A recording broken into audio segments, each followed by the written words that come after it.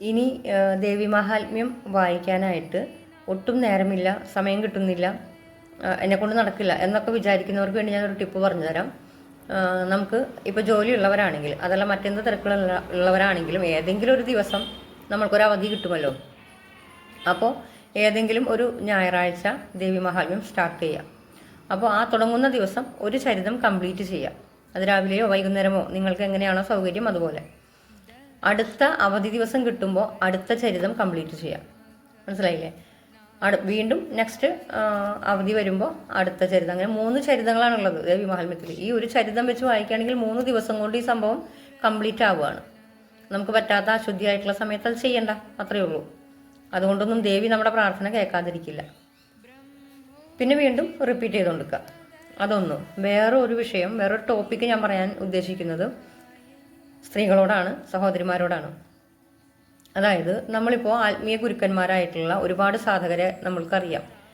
എന്തുകൊണ്ട് ഈ ആത്മീയ ഗുരുക്കന്മാരിൽ ഭൂരിഭാഗവും പുരുഷന്മാർ മാത്രമായിട്ട് തീരുന്നു? എന്തുകൊണ്ടാണത്? എപ്പോഴെങ്കിലും ശ്രദ്ധിച്ചിട്ടുണ്ടോ? സ്ത്രീകളായിട്ടുള്ള ആത്മീയ ഗുരുക്കന്മാർ അല്ലെങ്കിൽ ആത്മീയ ഈ സാധനാ പദ്ധതിയിലേക്ക് കടന്നിട്ടുള്ളവർ വളരെ കുറവാണ്. പലപ്പോഴും ഒരു ആവേശത്തിന് ഒരു പക്ഷേ ഏതെങ്കിലും ഒരു സാധനം സ്റ്റാർട്ട് ചെയ്താലും നമ്മളത് സാഹചര്യങ്ങൾ പറഞ്ഞ് ഒഴിവാവുകയാണ്. ശരിക്കും അങ്ങനെ ഒരു സാഹചര്യം ഇല്ല. ഇവിടെ സ്ത്രീകൾ സാധനാ പദ്ധതിയിലേക്ക് കടന്നാൽ അല്ലെങ്കിൽ ഏതെങ്കിലും ഒരു ഉപാസനയിലേക്ക് കടന്നാത്ത ഗുണം എന്താണെന്ന് അറിയാമോ? അതായത് സ്ത്രീകളുടെ പ്രാർത്ഥനയ്ക്ക് പെട്ടെന്ന് ഫലം കിട്ടും. കാരണം സ്ത്രീ പ്രകൃതിയാണ്, അമ്മയാണ്, ദേവിയാണ്. ഇതൊക്കെ നമുക്കറിയാവുന്ന കാര്യമാണ്. നമ്മൾ മുൻപ് ലളിതാ സഹസ്രനാമമൊക്കെ സംസാരിച്ചപ്പോൾ ആ ടോപ്പിക്കുകളൊക്കെ പറഞ്ഞപ്പോൾ നമുക്കറിയാം, അതിൽ പറഞ്ഞിട്ടുണ്ട്. അതുകൊണ്ട് തന്നെ ഇത്രയും റോളുകൾ കൈകാര്യം ചെയ്യുന്ന, ഇത്രയും പ്രശ്നങ്ങളിൽ നിന്നുകൊണ്ട് ഒരു സ്ത്രീക്ക് ഏതെങ്കിലും ഒരു സാധന മുന്നോട്ട് കൊണ്ടുപോകാൻ കഴിയുകയാണെങ്കിൽ അവളെ വെല്ലാനായിട്ട് ഒരാൾക്കും കഴിയില്ല. അത് ഞാൻ ഉറപ്പു തരാം.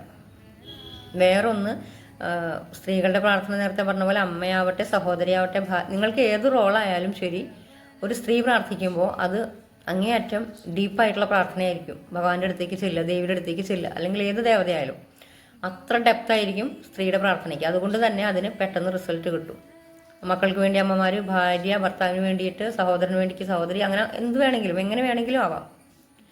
ഇനി ഈ വിഷമങ്ങൾ പറയുന്നവരോട്, അതായത് ഇപ്പോൾ ചിലർ മക്കൾ പഠിക്കുന്നില്ല, ഇപ്പോഴത്തെ ഒരു കാലഘട്ടം നമുക്ക് എല്ലാവർക്കും അറിയാം എന്താ ഈ ലോകത്ത് നടന്നുകൊണ്ടിരിക്കുന്നത്. അപ്പോൾ ഈ ഒരു സമൂഹത്തിൽ മിക്ക അമ്മമാരും കംപ്ലൈൻറ്റ് പറയുന്നൊരു കാര്യം, മക്കൾ പഠിക്കുന്നില്ല അല്ലെങ്കിൽ പഠിക്കാനിരിക്കുന്നില്ല, ഫുൾ ടൈം മൊബൈൽ ഫോണിലാണ്, പിന്നെ പറഞ്ഞനുസരിക്കുന്നില്ല. അങ്ങനെ ഒരുപാട് കംപ്ലൈൻറ്റുകൾ പറയാറുണ്ട്. അവരോടൊക്കെ പറയാനുള്ളത്, നിങ്ങളൊരു സാധനയുമായിട്ട് മുന്നോട്ട് പോകും. മിനിമം നിങ്ങൾ രാവിലെ വിഷ്ണു സഹസ്രനാമം, വൈകുന്നേരം ലളിതാ സഹസ്രനാമം, ഇത് മുടങ്ങാതെ ഒരു 6 മാസം ജപിച്ചു കഴിഞ്ഞാൽ തന്നെ നിങ്ങൾക്ക് മാറ്റങ്ങൾ ഉണ്ടാകും.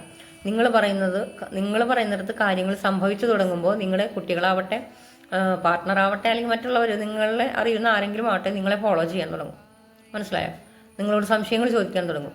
അവിടെ നിങ്ങൾ വിജയിച്ചു. അപ്പോൾ എല്ലാ സഹോദരിമാരോടും എനിക്ക് പറയാനുള്ളത്, എന്തെങ്കിലും ഒരു സാധന എന്തായാലും നിർബന്ധമായിട്ടും ചെയ്യാൻ ശ്രമിക്കുക. പിന്നെ അടുത്തത്, നമ്മളിത്ര ദേവീനെ കുറിച്ചും ദേവിയുടെ കാര്യങ്ങളൊക്കെ നമ്മൾ പറഞ്ഞുകൊണ്ടിരിക്കുകയാണ്. ഇനി പറയാനുള്ളത് വിഷ്ണു സഹസ്രനാമത്തിൻ്റെ കാര്യമാണ്. വലിയ ടോപ്പിക്കായിട്ട് നമുക്ക് അടുത്ത വീഡിയോയിൽ ഞാൻ പറഞ്ഞു തരാം.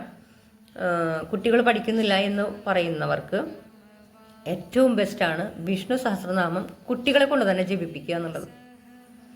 ഭയങ്കര ചേഞ്ച് ഉണ്ടാവും. അതിഭയങ്കരമായ ചേഞ്ചുകൾ തന്നെ നിങ്ങൾക്കുണ്ടാകും. അതുപോലെ ഹൃദയ സംബന്ധമായ അസുഖങ്ങളുള്ളവർക്ക്. ആ വിഷയം നമുക്ക് നെക്സ്റ്റ് പറയാം. ദേവിനെ കുറച്ച് നേരം വെയിറ്റിങ്ങിൽ നിർത്താം. കുറച്ചൊന്ന് ക്ഷമിക്കൂ ദേവി, ഭഗവാനെ കുറിച്ച് കുറച്ച് പറയട്ടെ എന്ന് പറഞ്ഞുകൊണ്ട് നമുക്ക് അടുത്ത വീഡിയോയിൽ ഞാനത് ഡീറ്റെയിൽ ആയിട്ട് പറഞ്ഞുതരാം.